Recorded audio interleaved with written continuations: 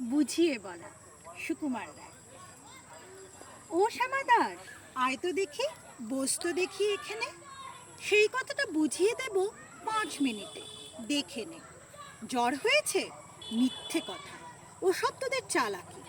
এই যে বাবা চেঁচাচ্ছিলি, শুনতে পাইনি? কালাকি। মামার ব্যামো, বদ্যি ডাকবি? ডাকিস না হয় বিকেলে, না হয় আমি বাতলে দেব।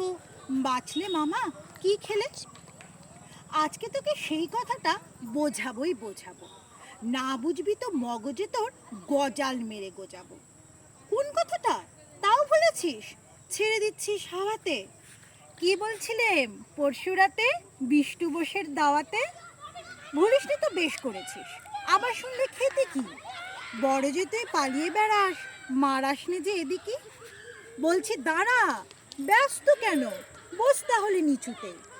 আজকালের এই ছোকরাগুলোর তর্স হয় না কিছুতে। আবার দেখো, বসলি কেন? বইগুলো আর নামিয়ে। তুই থাকতে মুটের বোঝা বইতে যাব আমিয়ে। সাবধানে আন, ধরছি দাঁড়া। সেই আমাকেই ঘামালি। এই খেয়েছে, কোন আক্কেলে শব্দকোষটা নামালি? ঢের হয়েছে, আয় দেখি, তুই বসতো দেখি এদিকে। ওরে গোপাল, গোটা কয়েক পান দিতে বল খেদিকে। বলছিলাম কি, বস্তুপিণ্ড সূক্ষ্ম হতে স্থূলেতে, অর্থাৎ কিনা লাগছে ঠেলা পঞ্চভূতের মূলেতে। গোড়ায় তবে দেখতে হবে কোত্থেকে আর কি করে রস জমে এই প্রপঞ্চময় বিশ্বতরুর শিকড়ে। অর্থাৎ কিনা এই মনে কর রোদ পড়েছে ঘাসেতে, এই মনে কর চাঁদের আলো পড়লো তারই পাশেতে। আবার দেখো, এরই মধ্যে হাই তোলবার মানে কি? আকাশ পানে তাকাশ খালি, যাচ্ছে কথা কানে কি? কি বললি তুই? এসব শুধু আবোল তাবোল বকুনি। বুঝতে হলে মগজ লাগে, বলেছিলাম তখনই।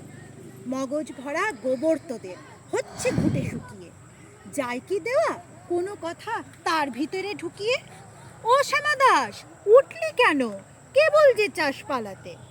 না শুনবি তো মিথ্যে সবাই, আসিস কেন জ্বালাতে?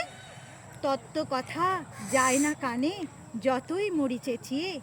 ইচ্ছে করে ডান পিটেদের কান মলে দেই পেঁচিয়ে।